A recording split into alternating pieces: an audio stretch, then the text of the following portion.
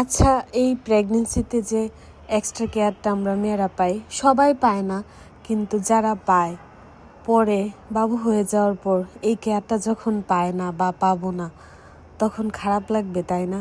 গত কয়েকদিন যাবত না আমি এটা ভাবতেছি যে এখন সবার অ্যাটেনশান আমার দিকে, সবাই আমাকে নিয়ে ব্যস্ত থাকে। দেখা যায় আমার খাওয়া দাওয়া, আমার ঘুম, আমার কিসে সুবিধা হবে, আমার কিসে অসুবিধা হবে, আমি কিভাবে ভালোভাবে থাকতে পারবো, আমাকে কিছু করতে দেয় না। যেমন আমি আমাদের বাসায় আছি, এখন তো আমাকে কিছুই করতে দেয় না বা কিছু করা লাগেও না।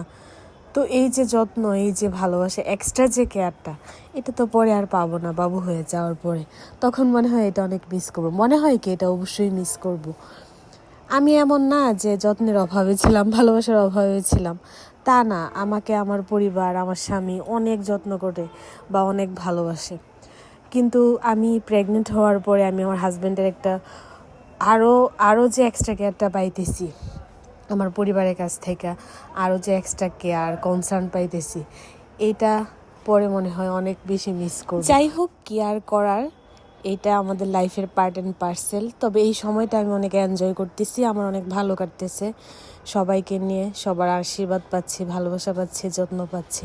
তো ও শুক্রবার দিন দুপুরবেলা আসছিল, আবার সন্ধ্যার দিকে চলে গেছে। শনিবারে অফিস ছিল, এগুলো আমার জন্য নিয়ে আসছিল, এগুলো গুছায় রাখলাম।